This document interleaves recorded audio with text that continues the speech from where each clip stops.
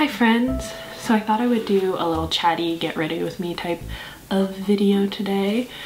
This month is Asian Pacific American Heritage Month, and so I thought it might be fun to film a video talking about my experience growing up mixed Asian. Wasian, if you will. I guess we can start from the beginning, right? Growing up, I grew up in a predominantly white community, suburban New York. You know how it is. I will say the largest minority in my area was definitely Asians, East and South Asian people. I never felt like I fully fit in with either group, and that's just been a reoccurring theme throughout my entire life, as you will see. My mom is from Taiwan, but honestly, she's Taiwanese American. She moved to the US when she was pretty young, around 11 years old. So she's definitely very American. Because she moved to the US so young, she wasn't allowed to speak Chinese at home because her parents wanted her to learn English faster. And because of that, her Chinese suffered. So she never taught me Chinese when I was growing up because her Chinese isn't that great to begin with. Usually when I meet new people, I just say my dad is American because he is. I think a lot of people who aren't from the US get confused when I say anything other than American, because then they think, oh, he's actually from those countries, you know? As far as ancestry goes though, he is Cuban and German, but like white, you know what I mean? I've taken the ancestry test, and yeah, that side of the family is all white, so you know what that says about my ancestors.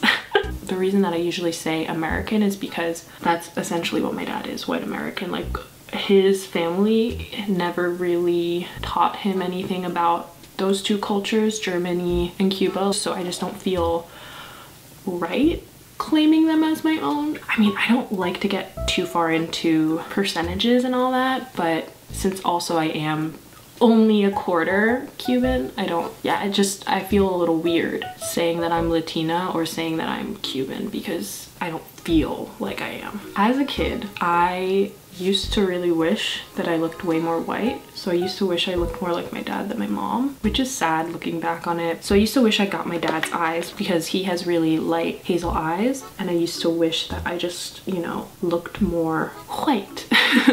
There were a lot of girls in my class who I just wished I looked like, and I used to look in the mirror and look at myself and think I looked so weird. Like, I used to think I just looked not normal because I didn't look like any of the kids in my class. I didn't even look like my mom or my dad. I just looked like me, which obviously now I know is a good thing, but back then it made me feel really alienated. Once I got into middle school and high school, all of my friends were white basically. The only non-white friend that I really had in high school was Kristen, who some of you might remember from the video I did with her. But it was also weird because even though I wanted to look white, I was still super proud of being Asian. So even as a kid, I used to really like answering the question, what are you? Because I just thought it was really cool, and I thought that I was like super special because I was mixed, which I still kind of feel like. I just feel like it's a cool thing. I don't know. Growing up with multiple cultures. My favorite game to play when I was a little kid was... Ooh, my middle name is May, but I bet you can't spell it. Because it's spelled M-E-I, the Chinese way, which... yeah, it was weird. Like, I was selective in the things that I wanted. So it was like I wanted to look white, but I wished my mom had given me her last name, and I also wished I had my mom's hair. Not her hair color, but her straight hair. Also, oh my god, looking back on this makes me cringe so much, but when I was in 2nd grade, I forget what we were learning about. We must have been learning about immigrants or something. My teacher asked the class who had been born in a different country. By the way, I was born in New York. Guess who the fuck raised her hand? And I said, I was born in Taiwan. Which I wasn't. And then, who but the white kid sitting a couple kids away from me leaps to his feet and goes, I was born in Taiwan too. 7, 8-year-old me was like, no fucking way. That kid was actually born in Taiwan. He's lying too. But he actually was born in Taiwan. Like the freaking odds still astound me of that happening. All the countries I could have chosen. I chose Taiwan obviously because my mom was from Taiwan, but girl, that was such an exhausting lie to keep up all through that second grade year. And I avoided that kid all through elementary school. So yeah, it was like I wanted people to know I was Asian, but I didn't want to look Asian. Starting in high school was when I really stopped wanting to look white and started wanting to look more Asian. And I think that's because as I grew older, I started looking more white than Asian, because when I was younger, people would always know that I wasn't white, and maybe that's because I grew up in a white neighborhood. Everyone in my freaking school thought I was Hawaiian, which was, I mean, it makes sense because I know a lot of people from Hawaii are mixed race. Your girl isn't Hawaiian. Back when I was a kid, I looked way less white, and then as I grew older, for whatever reason, I think it's partly had to do with the fact that I wasn't spending so much time out in the sun, so my skin wasn't as tan as before. I don't know, but suddenly I went from wanting to look white to wanting to look more Asian.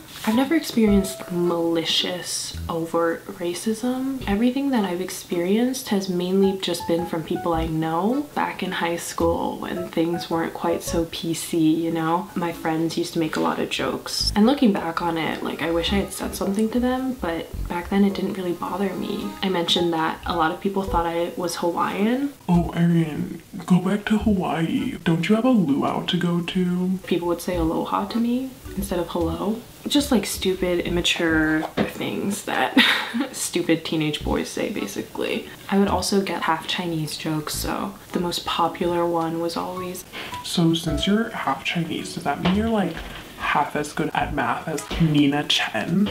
Which I wasn't really that good at math at all. Another popular one was the ever so lovely fetishization of mixed children mess. You know, I would get a lot of people saying, I want to marry an Asian person so I can have a kid like you.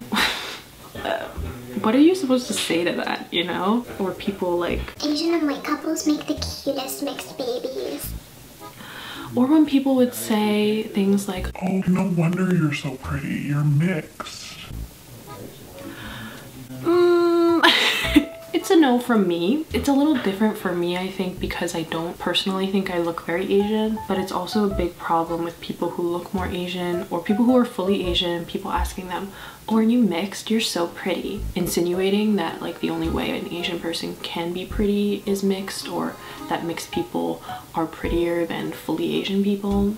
I also, just growing up, never really felt like I could fully connect to many characters on TV, because there would be white people, and for every 100 white people there would be like one Asian person, but it was very rare that I would actually see a mixed person on screen. The people that I ended up looking to were Brenda Song and then cartoons. So I would watch a lot of like Totally Spies. I loved Alex because she was kind of, or at least to me, she felt ethnically ambiguous, so I could pretend I was Alex. For me, the main one was Katara from Avatar: The Last Airbender. Avatar: The Last Airbender was just, oh my god, the best ever of anything. It was just Asian, you know? Like the entire show was just Asian. I felt like I could really relate to a lot of the characters on the show, but especially Katara. Getting back on track. Like I mentioned, I grew up in a really white neighborhood, so it was a big shock to me once I went from this white, not very diverse place to the big diverse land that is state school for university. Something that was really hard to get used to for me was that people no longer saw me as non-white. Suddenly everyone thought that I was white, and that was like really weird and hard to adjust to, because it's weird growing up one way and having people perceive you one way, and then suddenly everything is flipped and people perceive you in the exact opposite direction. And that took a little bit of getting used to. I would say, oh yeah, I'm mixed, you know, my mom's from Taiwan, and they'd be like, really? And I know it wasn't really like that dramatic.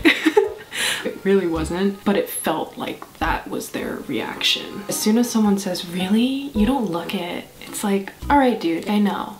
That gets old very quickly, let me tell you. I know I don't look Asian. If I could change it, I would. Like I said, especially ever since high school, that's something that's really bothered me. And so when people kind of affirm that fact, it doesn't feel good, my dude. Be honest, when you first saw me, you probably didn't think I was Asian. You know, it's a natural reaction when you're not expecting, but like the way that some people reacted, I swear, you would think that they had never met a mixed person in their life. So, you know, that took a little getting used to. If you've never experienced it, I don't know if I can explain how shitty those comments can be to get sometimes. Anyway, after going to university for a couple years, I finally had the opportunity to learn Chinese, which was something I had wanted to do since elementary school, and I had considered going to Chinese school, but I didn't want to be the only 12-year-old amongst all of these kindergartners in the intro Chinese class. I was able to learn Chinese in university. I went to China for the first time, and that was really exciting for me. Back then was when I first really started to wonder what makes a person Chinese, what makes a person European, what makes a person American. Was I now more Chinese than I was before because I now spoke some of the language or knew more about the culture? Like, does that now make me more Chinese than my brothers because they don't speak Chinese? Probably not, but then there are other people who will really shame certain people for not speaking their language. Are white people born and raised in China more Chinese than I am?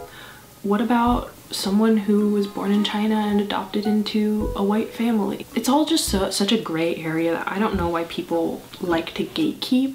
I mean, I fully understand that my experiences are not going to be anywhere near the same as somebody who looks fully Chinese. So because of that, I don't think I feel fully comfortable using the term just Asian American. I always put the mixed before it because I feel like it's a bit of a disclaimer, like, hey man, I do occasionally benefit from white privilege or white passing privilege, but I'm still Asian. Like growing up, the only Chinese phrases I knew were 新年快乐 and 恭喜发财 and 谢谢. Like, that's it, my dude.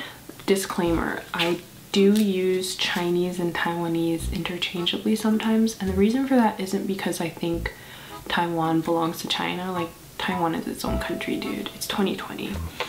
But the reason that I say that is because my mom's family in particular, her family originates from China even though they lived in Taiwan, so that's why I say Chinese sometimes. I just have spent a lot of my life feeling like I don't count as white, and I also don't count as Asian, so then it's like, oh well, fuck, where does that leave me, you know? When you're mixed race, technically you're a part of several different cultures, but it really feels like you're part of no culture. I know this has been said before, but it's like, you're not white enough for the white people, you're not Asian enough for the Asian people, you're not whatever Latino enough for the Latino people. Then where does that leave you? Where does that leave us? I don't know, maybe being mixed is its own thing. It's almost like if you're not 100% one thing, you're like 0% everything. I'm realizing more and more that the way that other people perceive me does not matter. Or I should say, it should not matter. I'm the one that decides what I am and who I am. As much as I like to say, oh, I don't take people's opinions to heart as much anymore, or the way that people perceive me, like I try not to pay attention to that, I still get unreasonably happy when people say that they knew I was at least part Asian. When my Chinese teacher in China said, oh no, when I looked at you I knew you were Chinese, it's just your hair that gave it away or whatever, I was so happy. So do you really not care what people say about you then? Like I said, even to this day, I don't feel fully comfortable claiming certain labels because of the way that I look.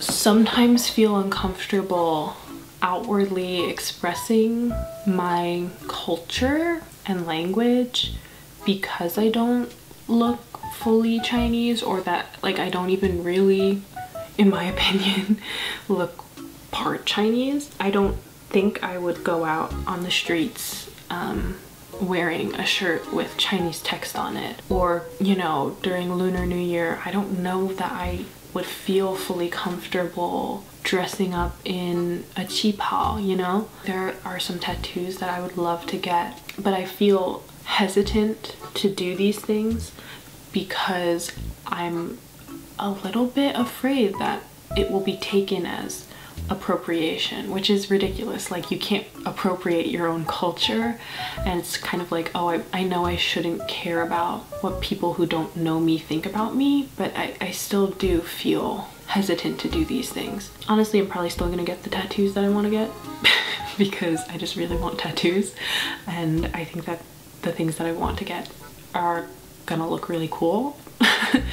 But I still do feel, if I look more Asian, would I feel that way? It does suck to know that no matter what I do, you know, no matter how much Chinese I learn and how much culture I learn and how much time I spend living in China, no matter what, people are never gonna look at me and know that I'm Chinese or part Chinese, whatever you want to say. God, see, I still do it. I'm part Chinese. It is what it is. I'm happy with the way that I look, although I will say, even though this might upset some people, I do want to try out those straightening perms because it's just hair, and I've always wondered what I would look like with really nice silky straight hair. And if I hate it, I'll just chop all my hair off. It's just hair. In case you were wondering what my experience has been in my 23 years of living as a mixed kid, the feeling of not belonging and the feeling of like fragmentation that comes with being mixed is something that a lot of people can relate to. So yeah, happy Asian Pacific American Heritage Month. If you're looking for a good book by an Asian author, would highly recommend Little Fires Everywhere by Celeste Ng, or Everything I Never Told You, also by Celeste Ng, because her books are the best. She's my favorite author in the world, and I love her. Celeste Ng, I love you. That's that on that. Thanks for watching, and I'll see you in the next one. Bye.